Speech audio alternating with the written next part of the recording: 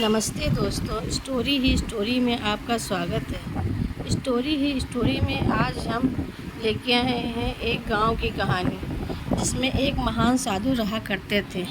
उसी में ही और सभी लोग भी रहा करते थे। गांव के सभी लोग बहुत ही मेहनती थे, बहुत अच्छे से ज़िंदगी यापन कर रहे थे। उसी में एक साधु जी रहते थे जो पुजारी थे, बहुत पूजा पाठ करते थे और लोग भी उनसे मिलने जाया करते थे। बहुत से लोग उनके पास जाते थे और उनसे अपने जीवन के बारे में सब पूछा करते थे और सब बातें करते थे। उसी में ही एक किसान थे, वो भी जाते थे और सब बहुत से लोग मज़दूर वगैरह सब उनसे मिलने जाते थे और अपने जीवन के बारे में सब उनसे बातें करते थे। उधर महिलाएं भी खूब मिलजुल के रहती थी, एक दूसरे का साथ देती थी काम में और मिलजुल के बांट के काम करती थी। गांव का माहौल बहुत ही अच्छा था, बहुत ही अच्छे से सभी लोग रहते थे, पशुपालन भी करते थे और सब मिल बांट के सभी काम करते थे। किसी भी प्रकार का लड़ाई झगड़ा नहीं होता था गांव में, सब मिल के रहते थे। बच्चों के लिए भी बहुत अच्छा सब खेलने वेलने की व्यवस्था थी। सब गांव में बहुत अच्छे से ज़िंदगी जी रहे थे, बच्चे भी पढ़ने लिखने वाले थे और अपना जीवन यापन करते थे। और वो किसान खेती करने जाता था, मज़दूर अपनी मज़दूरी करने जाता था।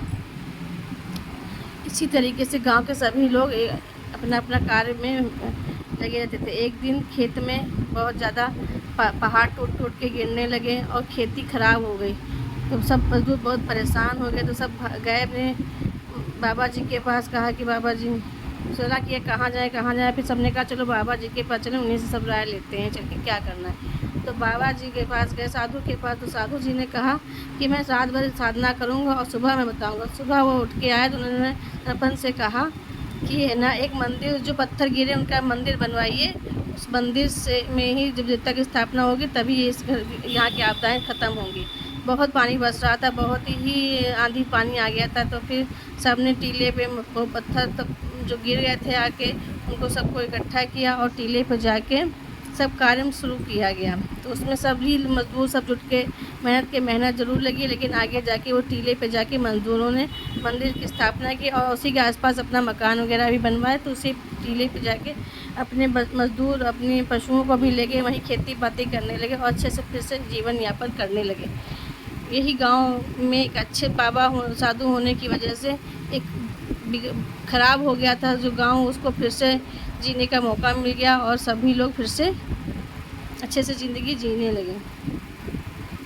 बच्चे अपनी स्कूल जाने लगे, गांव में सभी महिलाएं अपने तरीके से रहने लगी, पढ़ने लिखने लगे, खेलने कूदने लगे। उसी तरीके से सब जीवन अपना जी रहे थे और एक अच्छा गांव फिर से तैयार हो गया। सब पेड़ पौधे लहलाने लगे, खेती पाती सब होने लगी। सभी मज़दूर अपने अपने गांव में जाके जीवन यापन अच्छे से करने लगे।